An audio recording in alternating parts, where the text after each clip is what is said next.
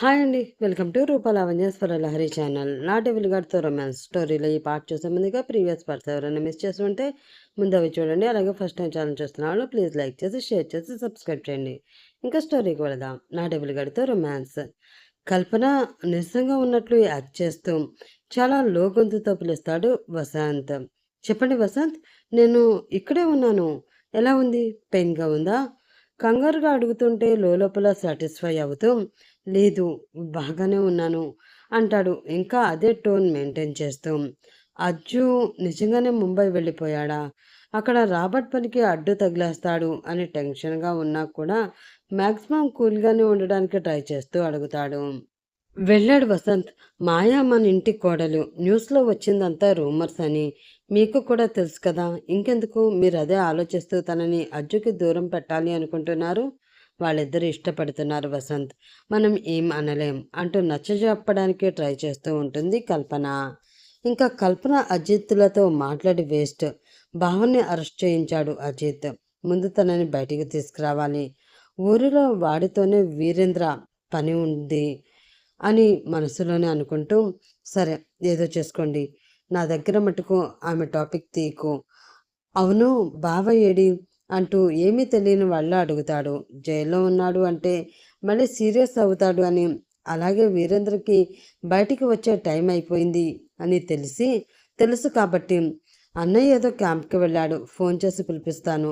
ఎలాగో మనం అందరం ఊరు కూడా వెళ్ళాలిగా అంటుంది.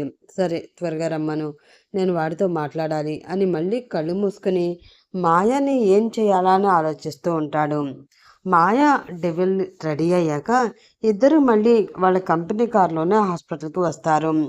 రాగానే ఎదురుగా కళ్ళ నిండా నీళ్లతో జాహ్నవి కనిపించగానే డెవిల్ కనుబొమ్మలు దగ్గరికి చేరతాయి. మళ్ళీ ఏమైంది? ఎందుకు ఏడుస్తున్నారు?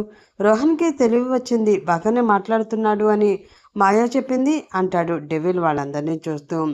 ఏమో బాబు, మొన్న నువ్వు వెళ్ళినప్పుడు ఒకసారి చూడనిచ్చారు, మళ్ళీ ఇప్పటి వరకు రోహన్ ఎలా ఉన్నాడో తెలియదు. లోపలికి కాదు, కనీసం డోర్లో నుండి కూడా చూడనివ్వడం లేదు అంటూ చీర కొంగు నోటి దగ్గర అడ్డు పెట్టుకుని కొడుకు ఎలా ఉన్నాడా అని బెంగతో ఏడుపు దిగమింగుకుంటుంది జాహ్నవి. మళ్ళీ డెవిల్ బ్రెయిన్లో మైకేల్ అతన్ని ఎలా అయినా కలవాలి. ఆ రోజు డాడీకి హార్ట్అటాక్ రావడం వల్ల కలవలేదు అనుకుంటూ, ఓకే ఆంటీ, నేను ఇప్పుడే వస్తాను అంటూ భుజమ్మ ఇక్కడే ఉండు అనేసి మళ్ళీ హాస్పిటల్ మేనేజ్మెంట్ని కలవడానికి వెళ్ళిపోతాడు. రోహన్ మాట్లాడిన విషయం కూడా చెప్దామా అంటారు ముఖేష్. రోహన్ ఫాదర్ ముందుకు వచ్చి, అది వసంత్ కోసమని పూనం, జాహ్నవి, అరుణ్లకి మాత్రమే తెలుసు, మాయాకి తెలీదు. అందుకే అలా చూస్తూ ఉంటుంది. మనం కాదు అంకుల్, అది డైరెక్ట్గా రోహన్ చెప్తేనే మంచిది. ఇప్పుడు ఎలాగో లోపలికి వెళ్తాడుగా, చూద్దాం ఉండండి అంటాడు అరుణ్. మాయకి అర్థం కాకపోయినా ఏదోలే అనుకుని కామ్గా చూస్తూ ఉంటుంది. 5 నిమిషాల్లో డెవిల్ అతని వెనకే ఇంకో 3 డాక్టర్స్ ఫాస్ట్గా నడుచుకుంటూ వస్తారు. అప్పటి వరకు వాళ్ళ మాటలు కూడా పట్టించుకునే డాక్టర్స్ డెవిల్ని చూడగానే అలా టెన్షన్తో పరిగెత్తినట్లు వెనకే ఫాలో చేస్తూ ఉండడం చూసి షాక్ అవుతారు వీళ్ళంతా. మీరు కూడా రండి అంటాడు డెవిల్ రోహన్ రూమ్లోకి వెళ్తూ. సార్, ఇంతమంది అంటే పేషెంట్కి ఇన్ఫెక్షన్స్ అంటూ మాట సగంలో ఉండగానే కాసేపు చూస్తే ఏం కాదు అంటూ జాహ్నవిని చూసి రండి అంటూ లోపలికి డోర్ డెవిల్నే తోసుకుని ఫోర్స్గా వెళ్ళిపోతాడు. వెనకే డాక్టర్స్, ఆ వెనకే బిలబిలామంటూ జాహ్నవి, ముఖేష్, పూనం, అరుణ్, మాయా కూడా ఫాలో అయిపోతారు. రోహన్ కళ్ళు మూసుకుని నిద్రపోతూ కనిపిస్తే జస్ట్ రిస్ట్ కట్ అయినందుకు ఇన్ని రోజులు ఉంచడం ఏంటి? పైగా అతను ఎందుకు ఎప్పుడూ లేవట్లేదు? చాలా సీరియస్గా అడుగుతాడు డెవిల్. డాక్టర్స్ కంగారుగా ముందే రెడీ చేసుకున్న ఆన్సర్స్తో, సార్ అతనికి బ్లడ్ చాలా లాస్ అయ్యింది. మొన్న నైట్ ఫిట్స్ కూడా అటాక్ అయితే బ్లడ్ ఎక్కించాం. సో మళ్ళీ నార్మల్ అయ్యే వరకు సెడెటివ్లోనే ఉంచాలి పేషెంట్ని, లేదంటే మళ్ళీ ఫిట్స్ అటాక్ అయ్యే ఛాన్సెస్ ఉంటాయి. చెప్తుంటే జాహ్నవి పాలిపోయిన రోహన్ మొహం చూసి గట్టిగా ఏడవడం మొదలు పెడుతుంది. వీళ్ళతో మాట్లాడితే లాభం లేదని, ఓకే నేను మీ హాస్పిటల్ డీన్తో మాట్లాడుకుంటాను, బట్ పేషెంట్ని ఫ్యామిలీ మెంబర్స్ చూడకూడదు అనడం కరెక్ట్ కాదు. కోర్స్ అది కూడా నేను అతనితోనే మాట్లాడతాను అంటూ ఆ రూమ్ నుండి మళ్ళీ బయటికి వచ్చేస్తే జాహ్నవి వాళ్ళు ఇంకాసేపు ఉండి రోహన్ ఎంతకీ లేవకపోవడంతో తనని ఏం చేశారా అని బెంగతో అతన్ని అలా ఎక్కువసేపు చూడలేక బయటికి వచ్చేస్తారు. ఎంత అడుగుతున్నా మా హాస్పిటల్ డీన్ ప్రజెంట్ అవైలబుల్గా లేరు సార్, ఉన్నప్పుడు కూడా అపాయింట్మెంట్ తీసుకుని మాట్లాడాలి అని మొత్తం అందరూ ముక్త కంఠతో చెప్పేస్తారు. ఛా, దీనికన్నా ఈ హాస్పిటల్లోనే మార్చేస్తే పోతుంది అని తనకి తెలిసిన పోలీస్ ఆఫీస్కి కాల్ చేసి హాస్పిటల్ విషయం మాట్లాడతాడు డెవిల్. ఓకే సార్, దాందేముంది, ఎలాగో అతనికి క్యూర్ అయ్యాక రిమాండ్కే కదా తీసుకువెళ్ళాలి, మాకు కూడా అతను లేవడమే కావాలి, హాస్పిటల్ చేంజ్ చేస్తాం, అఫీషియల్స్తో మాట్లాడి రేపే ఆ పనిలో ఉంటాను అంటారు ఆ పోలీస్. ఓకే, కొంచెం ఫాస్ట్గా చూడండి, రేపు అంటే నేను ఇక్కడ ఉండకపోవచ్చు, మీరే చూసుకోండి అని రిక్వెస్టింగ్గా మాట్లాడి కాల్ చేసి అదే విషయం జాహ్నవి అరుణ్ వాళ్ళతో చెప్తాడు. అమ్మయ్య, థ్యాంక్ యూ సార్, కనీసం అలా అయినా చేసి మంచి పని చేశారు. యాక్చువల్గా అయితే పోలీసులు రోహన్ని గవర్నమెంట్ హాస్పిటల్కి వెళ్తారేమో అనుకున్నాం, కానీ ఇంత పెద్ద హాస్పిటల్కి తీసుకువస్తే చాలా మంచిగా తీసుకువచ్చారో అనుకున్నాం. అయితే ఇదే దగ్గరగా ఉంది, ఎమర్జెన్సీ అని తీసుకొచ్చామన్నారు, కానీ వచ్చిన దగ్గర నుంచి మమ్మల్ని ఎవరిని చూడనివ్వడం లేదు, ఏమవుతుందో తెలియట్లేదు, హాస్పిటల్ మార్చడమే మంచిది సార్ అంటాడు అరుణ్. వెంటనే పక్క నుంచి పూనం వచ్చి చెప్పు అంటూ అరుణ్కి సైగ చేస్తూ ఉంటుంది. అరుణ్కి కూడా చెప్పాలని నోటి వరకు వచ్చినా కూడా ఎలాగో ఈరోజు రేపు హాస్పిటల్ మార్చేస్తామంటున్నారు కదా, ఇంకెందుకు చెప్పడం అని డెవిల్కి ఇప్పటికే చాలా ఎక్కువ ప్రెషర్ పెడుతున్నట్లు అనిపించి పూనంకి కూడా అదే చెప్పి వద్దులేమా అంటూ చెప్పేస్తాడు. ఇంకా పూనం కూడా ఏమీ అనకుండా సైలెంట్ అయిపోతుంది. అప్పుడే అరుణ్ చెప్పి ఉంటే బాగుండేది, డెవిల్ ఏం చేసేవాడో. రోహన్కి తెలివి వచ్చాక మీతో మాట్లాడా అని మామూలుగా అడుగుతాడు డెవిల్. మాతో మాట్లాడాడు బాబు, చాలా భయపడ్డాడు, మనమందరం ఇక్కడి నుంచి వెళ్ళిపోవాలి అన్నాడు. అలాగే అంటూ ఒక క్షణం ఆగి అరుణ్ వైపు చూసి నీతో ఏదో మాట్లాడాలి అన్నాడు బాబు, ఒకసారి అలా అయినా అరుణ్తో మాట్లాడతావా ప్లీజ్ అని అడుగుతారు జాహ్నవి. ఆవిడ చెప్పకపోయినా కూడా అరుణ్తో మాట్లాడే వెళ్ళాలని డెవిల్ డిసైడ్ అయ్యి అక్కడే హాస్పిటల్లో వెయిట్ చేస్తూ ఉంటాడు. రాబర్ట్ కెమెరాలో చూస్తూ డెవిల్ రాగానే అలర్ట్ అయ్యి తను మనుషులందరినీ హాస్పిటల్ నుండి వేరే ప్లేస్లకి వెళ్ళిపోమని చెప్తాడు. ఎందుకంటే డెవిల్కి చిన్న అనుమానం వచ్చినా, అలాగే తన మనుషుల్లో ఒక్కడు దొరికిపోయినా మళ్ళీ అదంతా చేస్తున్నది రాబర్ట్నే అని తెలిసిపోతుంది. అందుకనే వాళ్ళందరినీ అక్కడి నుంచి పంపించేస్తాడు. సాయంత్రం వరకు ఎక్కడికి కదలకుండా డెవిల్ అక్కడే ఉన్నా కూడా రోహన్కి తెలివి రాదు. మధ్యలో అరుణ్ లోపలికి వెళ్ళి చూస్తూ ఉంటాడు, కానీ రోహన్ మాత్రం అదే పొజిషన్లో ఉండడంతో సెడెక్టివ్ ఎందుకు అంత ఎక్కువ ఇచ్చారని డెవిల్ సీరియస్గా ఆలోచిస్తూ ఉంటాడు. ఈవినింగ్ అయిపోయేసరికి మాయాకి తనకి ఉన్న ఫ్లైట్ టైమింగ్స్ గుర్తొస్తుంది డెవిల్కి. ఇంకేం చేయలేక వాళ్ళతో అదే విషయం చెప్పగానే మొత్తం అందరూ మళ్ళీ షాక్ అవుతారు. సార్, అంటే మీరిప్పుడు శామ్తో వెళ్ళిపోతున్నారా టెన్షన్గా అడుగుతాడు అరుణ్. అవును అరుణ్, నిజంగా అర్జెంట్, లేదంటే ఉండేవాడిని అంటుంటే కనీసం ఒకసారి రోహన్తో అయినా మాట్లాడి వెళ్ళి బాబు అంటారు పూనం. నిజమే, కానీ తనకి తెలివి రావడం లేదు కదా అత్తయ్య, అయినా మీరేం కంగారు పడకండి, రోహన్ని రేపు ఎలాగైనా ఇక్కడ నుండి నేను వేరే హాస్పిటల్కి షిఫ్ట్ చేస్తారు, నాది గ్యారంటీ.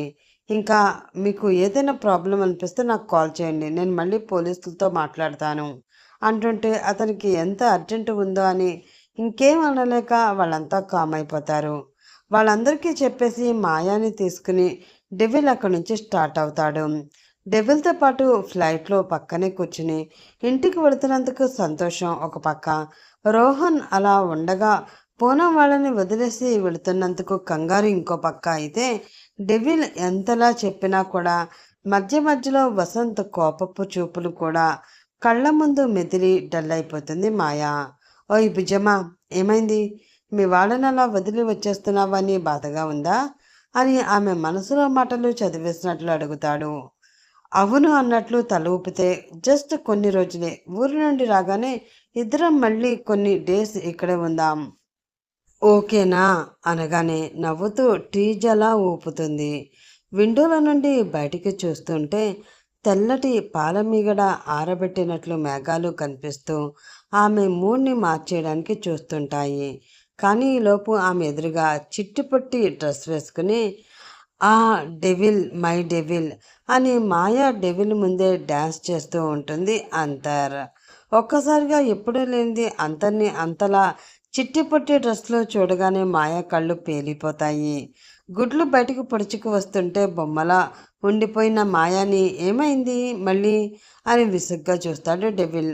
ఏ ఏ ఏం లేదు లేదు ముందు నువ్వు కళ్ళు మూసుకో అంటుంది అంతర్ కనిపించదు అన్న విషయం మర్చిపోయి. కళ్ళ ఎందుకే అంటాడు అసహనంగా.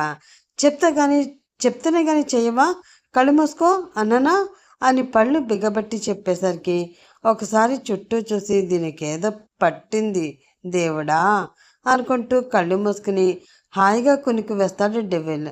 అంటే నైట్ అంతా కష్టపడ్డాడు కదా పాపం, అందుకే. అప్పటికి గాని మాయా కూల్ అవ్వదు. అందరినీ చూసి నవ్వి, చూసావా నా డెవిల్ని నేను ఎలా గ్రిప్లో పెట్టుకున్నానో, చూపించింది చాలు ఇంక దుబ్బై అంటుంది. దెబ్బకి గెంతుకుంటూ ఆ కీచు గొంతుతో పాడడం కూడా ఆపేసి, ఒసే ఒసే తెలుగు నేర్చుకుంటే నేర్చుకున్నావు, మధ్యలో ఆ అపశృతులు ఎక్కడి నుంచి తెచ్చావే, ఇహిహి మర్చిపోయినట్లున్నావు. నా తెలుగు స్టార్ట్ అయ్యిందే తిట్లు బూతుల నుండేనే. Donkey my daughter. ఇంకా పోయి ఎయిర్ హోస్టెస్ దగ్గర చాక్లెట్స్ దొబ్బేసి పనిలో ఉండు అని మాయకి కూడా నైట్ నిద్ర చాలక ఆవలింతలు మొదలై డెవిల్తో పాటే స్లీప్ వేస్తుంది. మాయ తిట్టినందుకు పరువు తీసినందుకు తనని పట్టించుకోకుండా పడుకున్న వాళ్ళిద్దరిని అలా చూసి ముందు కోపం వచ్చిన చిన్నగా సిగ్గుపడి నిజంగానే చాక్లెట్స్ కోసం వెళ్ళిపోతుంది అంతర్. బావా బావా అని గట్టి గట్టిగా అరుస్తూ లేని రాగం తీస్తూ వస్తాడు వీరేంద్ర. అన్నయ్య ఆయనకేం కాలేదు కానీ ముందు ఆ ఏడు పాపం అంతా గట్టిగా ఏడిస్తే ఏదో అయ్యిందనుకుంటారు, హాస్పిటల్ ఇది, కామ్గా ఉండాలి అంటుంది కల్పన. నువ్వు ఊరుకో చెల్లి, ఇన్ని రోజులు బావకి ఇలా అయ్యిందని నాతో ఒక్కరు కూడా చెప్పలేదు, నేను మీకు అంత కానివాడిని అయిపోయానా అంటూ ముక్కు చిదుతాడు. మమత అనుకుంటే నువ్వు తనని మించిపోయావు, సరే మెల్లిగా మాట్లాడి త్వరగా బయటికి రా అని విసుక్కుంటూ బయటికి వెళ్ళిపోతుంది కల్పన.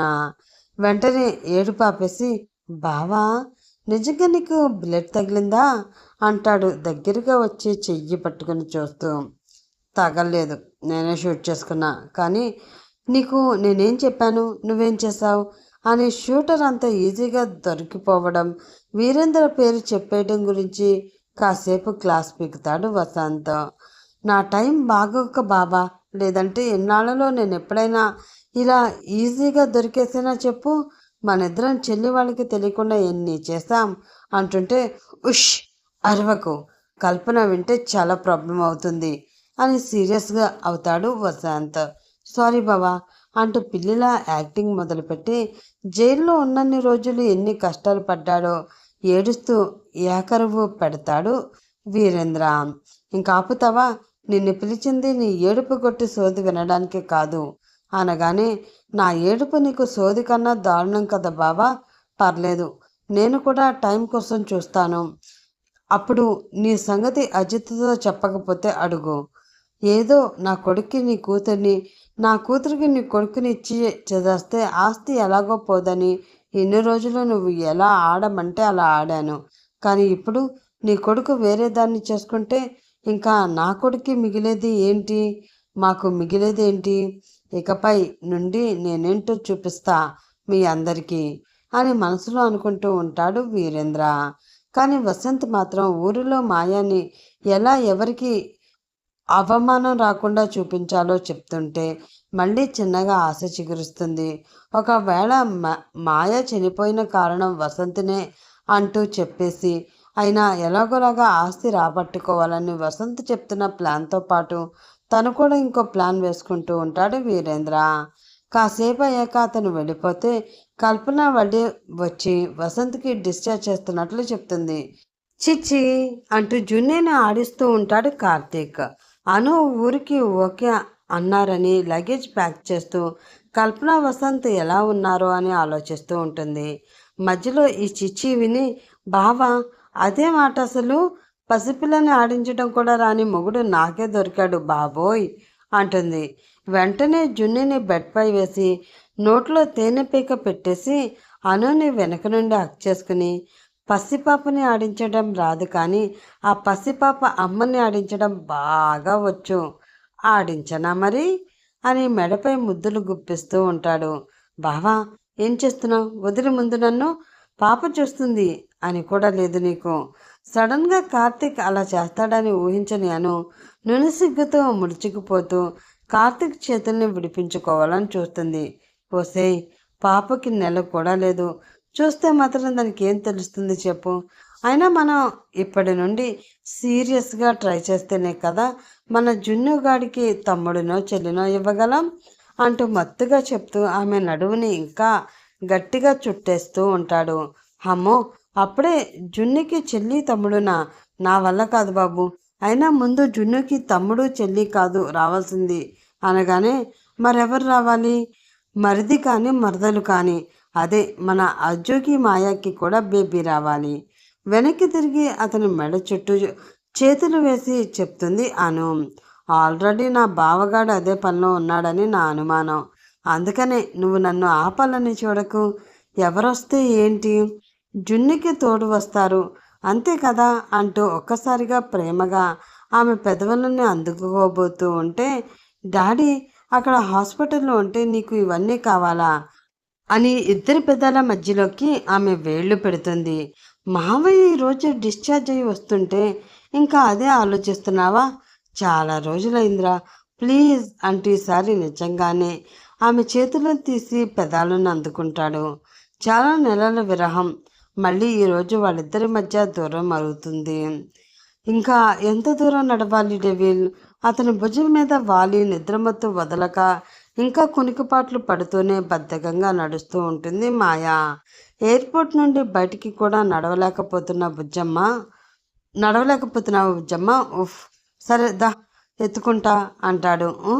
వద్దు వద్దు, ఇప్పటికే బయట మీడియా వల్ల హైలైట్ అయ్యాం, ఇప్పుడు ఇలా చేస్తే ఇంకా ఎక్కువ అవుతుంది, వదిలే అని మత్తు వదిలించుకుని ఎందుకైనా మంచిది అని మాస్క్ కూడా తీసుకుని నడుస్తుంది మాయా. కానీ ఆమెకు తెలీదు, మీడియానే కాదు కాసేపట్లో ఆ పని చేసిన వాళ్ళని కూడా తెచ్చి ఆమె ముందు డెవిల్ నిలబెట్టబోతున్నాడు అని. నిలబెడతాడా? ఎవరిని నిలబెడతాడో? అయితే వసంతే అదంతా చేసిందని తెలిసిపోయిందా? ఏమో, తెలుసుకోవాలంటే నెక్స్ట్ పార్ట్ కోసం నేను కూడా వెయిట్ చేయాలి. అలాగే వెయిట్ చేస్తూ ఉంటాను ఫ్రెండ్స్, మీరు కూడా వెయిట్ చేస్తూ ఉండండి.